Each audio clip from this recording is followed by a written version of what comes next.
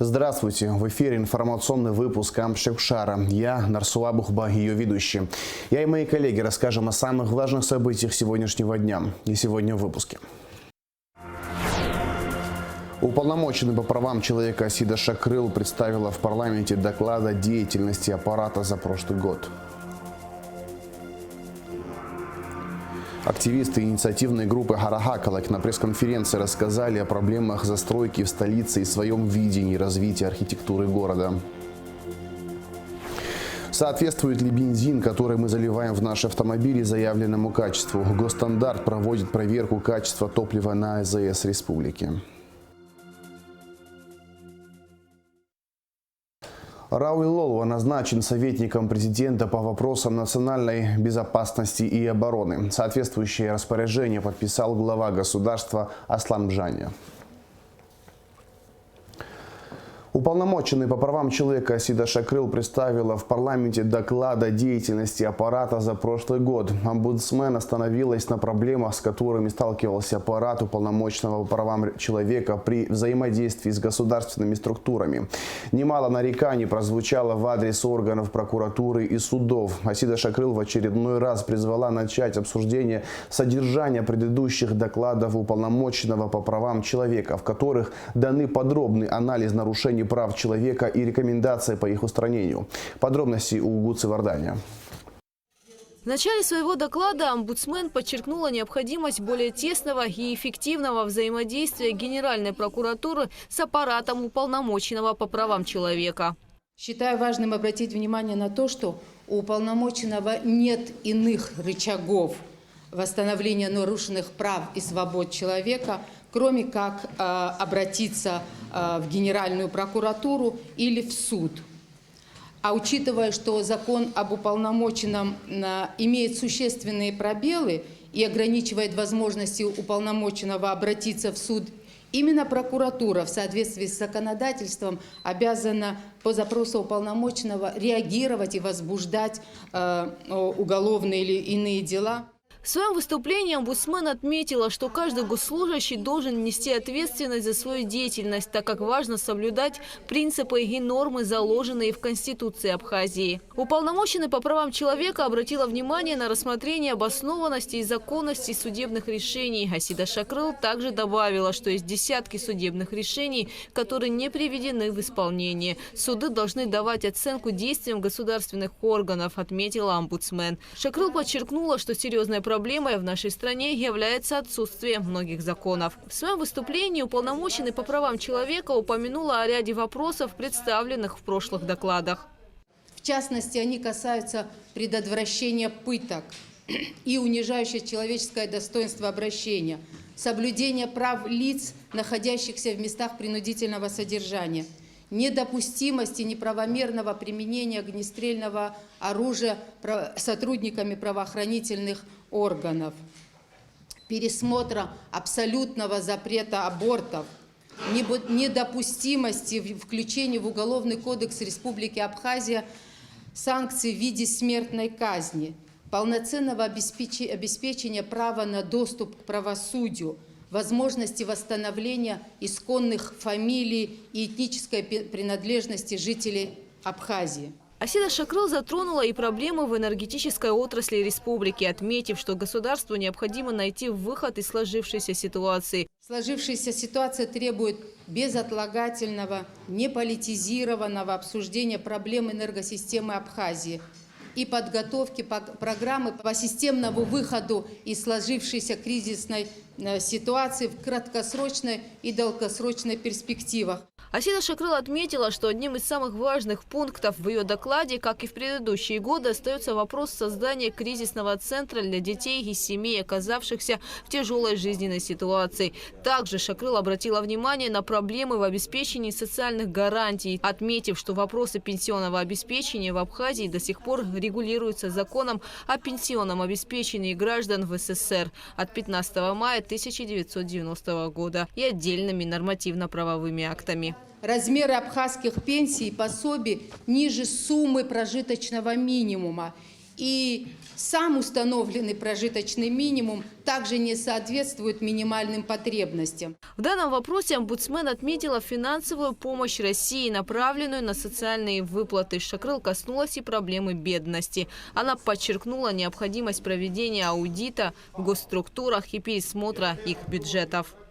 К сожалению, из-за отсутствия государственной статистики в данной сфере, из-за отсутствия комплексного мониторинга бедности сложно оценить реальные масштабы этой проблемы, степень ее влияния на жизнь людей.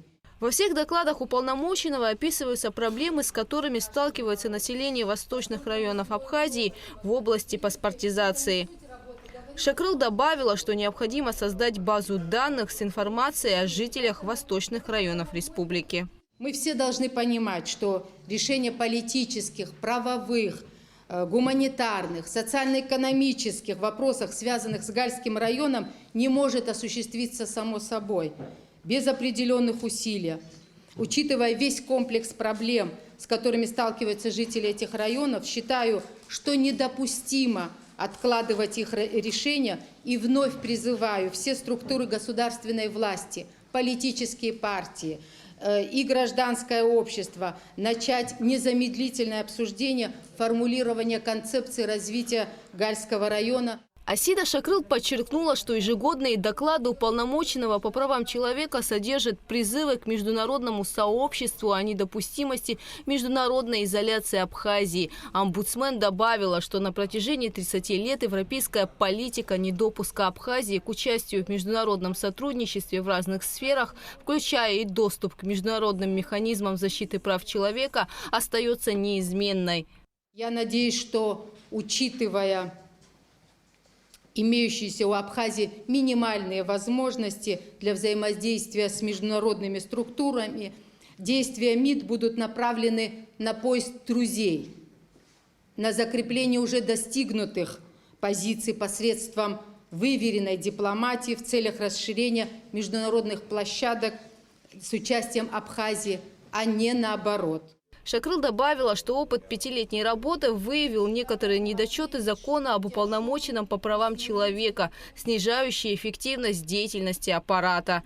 Поэтому специалистами был подготовлен отдельный пакет рекомендаций доклада, который связан с совершенствованием закона об уполномоченном по эффективной защите прав человека.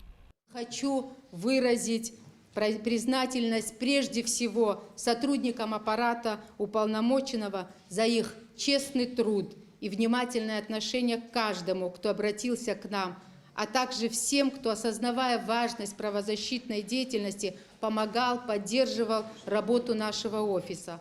В завершение Асида Шакрыл выразила надежду на то, что следующие 5 лет работы уполномоченного по правам человека пройдут в эффективном сотрудничестве с Народным собранием, со структурами исполнительной власти и судебной системой на благо всех жителей Республики Абхазия. Постоянный представитель президента в парламенте Андрей Барциц подчеркнул, что многие вопросы, затронутые в докладе, требуют активной работы и общего участия. Я думаю, что совместным трудом мы придем медленными, но уверенными шагами к тому, чтобы попытаться нивелировать те риски, которые стоят перед нашим государством в системном смысле этого слова, которых вы озвучили. Спасибо большое и успехов следующему уполномоченному по правам человека. При любом обращении уполномоченного всегда изначально в сроки рассматриваются изложенные факты. В случае их подтверждения, если усматриваются какие-либо правонарушения или уголовно наказуемое деяние, либо акт прокурорского реагирования, либо направление материалов для проведения доследственной проверки в Следственном управлении Генеральной прокуратуры, что делается органами прокуратуры. Я в этом просто убеждена.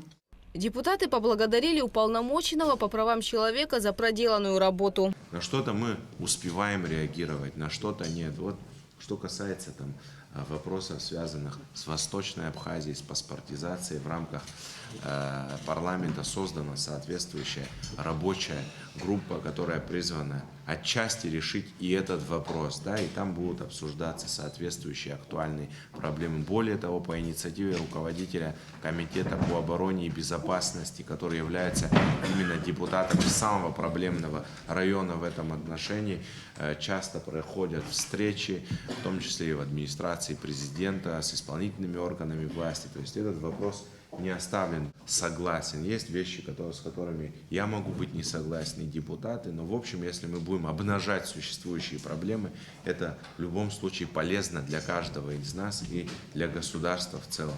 Вас со своей стороны хотел бы поблагодарить за проделанную за эти 5 лет работу. Депутаты приняли доклад уполномоченного по правам человека единогласным решением. 5-летний срок полномочия Сиды Шакрыл завершается в конце марта 2023 года.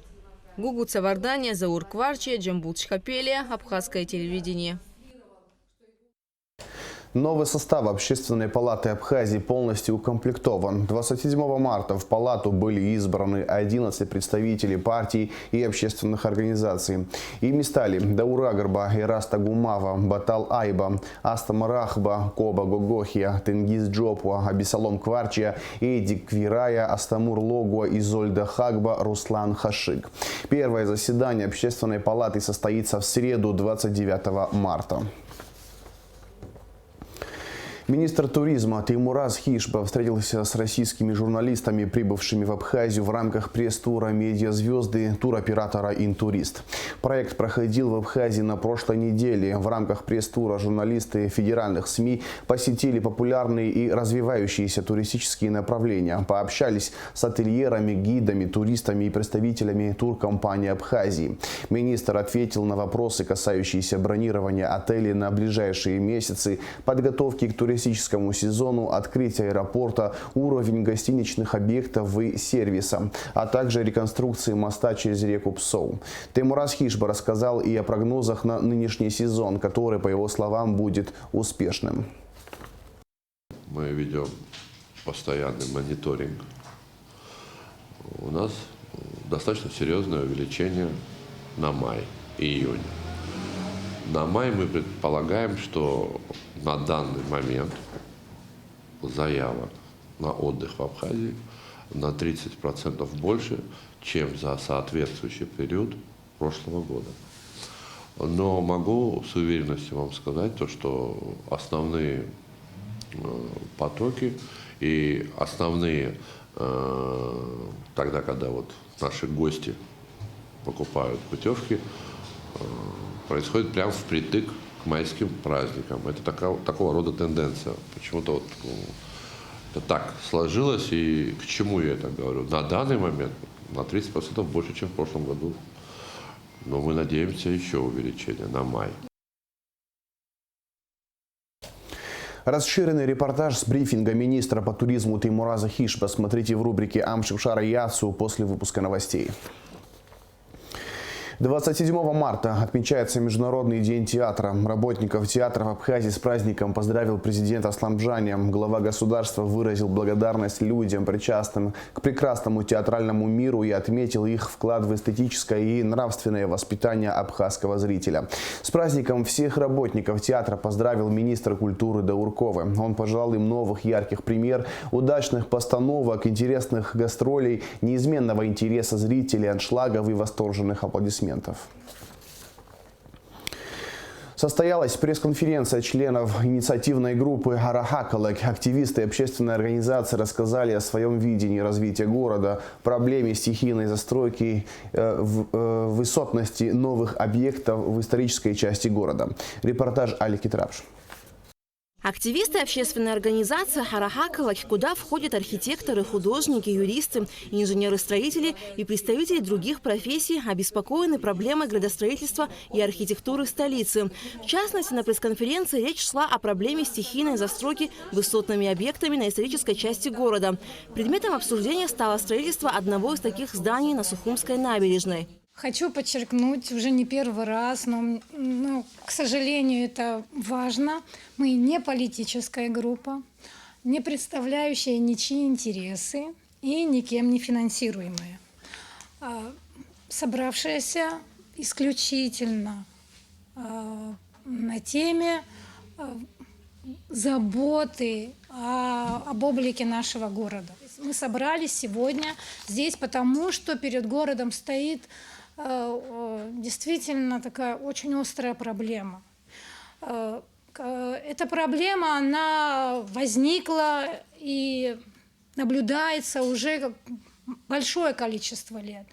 Но сейчас на центральной набережной выросло уже, к сожалению, высотное здание, которое нарушает вот те главные правила, по которым должен строиться город. По мнению активистов Харахакала, город должен развиваться комплексно, и необходимо задать вектор его долгосрочного развития. Строительство в прибрежной зоне требует профессионального подхода, а отсутствие градостроительной концепции приводит к хаотичной застройке города. Опасно такое строительство тем, что, во-первых, мы можем лишиться какой-то архитектурной, если хотите, ландшафтной целостности нашего города. Мы рискуем потерять аутентичность нашего города. Подобное стихийное застраивание может привести к функциональному дисбалансу территорий.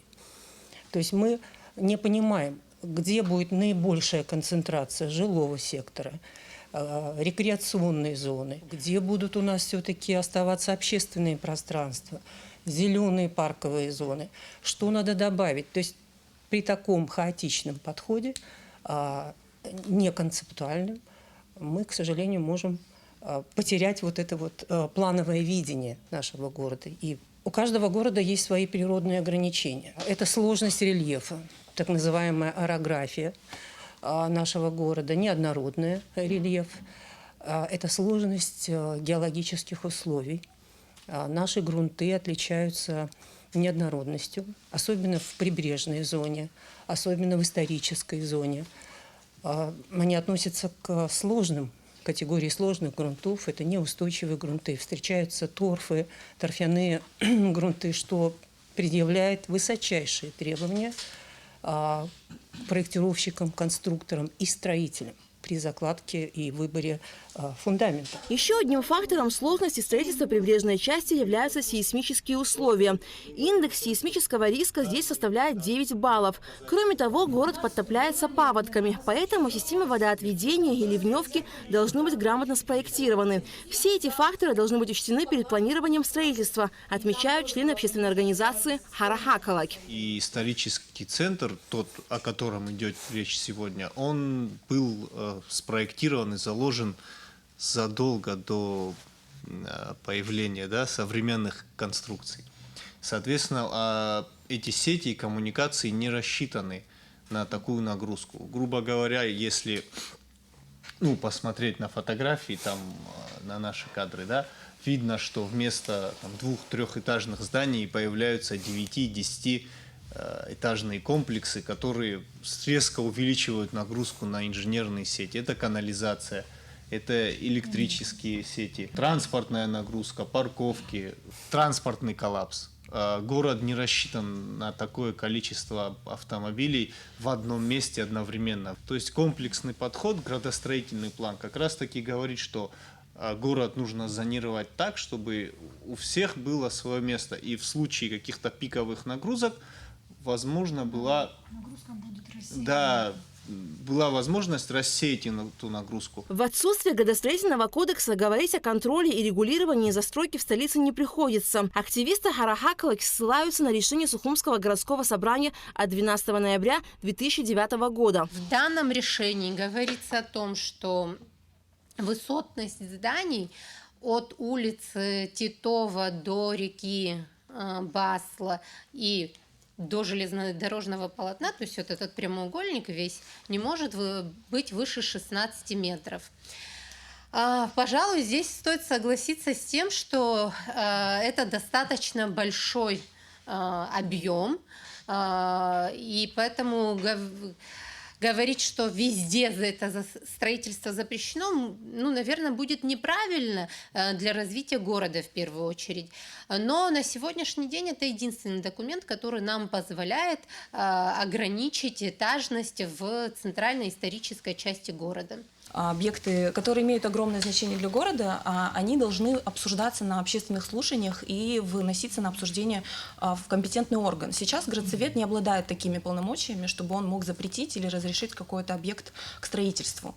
Мы бы хотели, чтобы у городсовета был более понятный, более обширный спектр задач и компетенций, чтобы мы могли с помощью градостроительного совета контролировать качество архитектуры, которая будет строиться в Сухуми. Во-первых, каким образом? Если речь идет об объектах, которые находятся в зоне значимых объектов в зоне исторической застройки, вот приведем пример, что здание, строящееся на набережной города, оно захватывает своей 50-100-метровой зоной, радиусом, захватывает несколько объектов историко-культурного наследия. Сейчас охранных зон у этих зданий нет, но если бы они были, для того, чтобы обосновать строительство в этой зоне, нужно было бы учесть и охранные зоны, и перспективные виды по улицам, и высоту и панорамный вид с моря, который тоже может быть под охраной. И все эти моменты сейчас мы упускаем, а в будущем не будет возможности это уже вернуть обратно. Между тем, Генеральной прокуратурой проводится проверка на предмет законности строительства многоэтажного капитального здания в столице по адресу Когония, 11. Активисты общественной организации «Харахакалак» в ближайшее время намерены провести круглый стол с привлечением представителей профильных ведомств, а также депутатов городского и народного собраний. Алика Трапша, Алексей Гухава, Абхазское телевидение. Соответствует ли бензин, который мы заливаем в наши автомобили, заявленному качеству? Госкомитет по стандартам, потребительскому и техническому надзору проводит проверку качества топлива на АЗС республики. Вместе с инспекцией на проверку 3 заправочных станций «Роснефть», «Подорожник» и «Азид» выехала Сария Кварасхелия. Для проведения анализа качества дизельного топлива и бензина Госстандарт использует экспресс-лабораторию нефтепродукции, где определяется качество топлива, октановое число и наличие серы. Специалисты также проверяют, имеет ли место недолив топлива. Мы изначально начали с того, что проверяли на недолив. У нас свои есть специальные мерники, которые запломбированы, мерники 2 класса. Просим оператора пустить 10 литров и на мернике своем замеряем. Ровно 10 литров топлива зашло в наш мерник или нет. То есть таким образом мы выявляем, есть ли факт недолива. После мы берем литр топлива. На данный момент сейчас мы отобрали дизель, но возьмем и 92-й, 5-й и 100-й тоже. И будем проверять на октан. Предметом проверки является соблюдение требований метрологических норм и правил. Специальные приборы, установленные в передвижной лаборатории, дали результат в течение 20 минут. Поставили бутылку 92-го бензина, настраиваем, исправляем и запускаем. Проведенные анализы АИ-92 и АИ-95 дизельного топлива и сотового бензина дали положительный результат. Бензин и основные показатели соответствуют ГОСТу. Недолива не обнаружено. Остались вопросы у нас по огнетушителям и по цистернам, поверены они или нет. На месте, на точке продажи документов нет. Сделали запрос, документы нам в течение дня предоставят, и уже у нас будет полная информация и по огнетушителям, и по пломбировке резервуаров. Аналогичная проверка прошла и на АЗС «Подорожник» в селе Мачара. Нужно отметить, что ни на одной заправочной станции не знали о приходе работников Госстандарта. И здесь качество бензина соответствует ГОСТу. Недолива и нарушений не обнаружено. Провели исследование анализа 92-го на этой заправке «Подорожник». 92-й соответствует ГОСТу, 92,5 и повторному по исследовательскому методу. Дизельное топливо тоже провели исследование. Оно тоже показало становое число 52,7. Температуру вспышки закрытым тигле 67,0 и все остальные показатели тоже соответствуют ГОСТу. 100-й бензин тоже провели экспертизу. По моторному методу у нас показало 88,2, а по исследовательскому 100,1. Все соответствует бензину, качество очень шикарное. Согласно распоряжению председателя госстандарта, провели проверку и на АЗС «Азид». Здесь также не пришлось штрафовать, писать акты и привлекать к ответственности. На данном автозаправочном комплексе обмана потребителя не происходит. Как показала наша лаборатория, по всем видам топлива, включая дизельное топливо, очень хорошее качество, октаны все даже завышены. Также мы проверяли топливо на предмет недолива. Недолива тоже не обнаружено. На данной АЗК нарушений нет. Работа в этом направлении будет продолжена во всех районах Абхазии. Сария Кварацхеля, Михаил Братухин, Абхазское телевидение. В Сухуми прошел 4-й съезд Республиканского профсоюза экскурсоводов Абхазии. Делегаты съезда обсудили проблемы экскурсионной сферы. Также был избран высший руководящий состав профсоюза. Председателем стал Дмитрий Акуция, заместителями Илья Шадани и Фор Чичба. В комитет также вошли Денис Гопи и Наталья Базба. В завершении выпуска расскажем о погоде. По сообщению Гидрометцентра, во вторник, 28 марта, на территории Абхазии не ожидается осадков. Температура воздуха ночью 5-10, днем 17-22 градуса тепла. Температура морской воды плюс 9 градусов.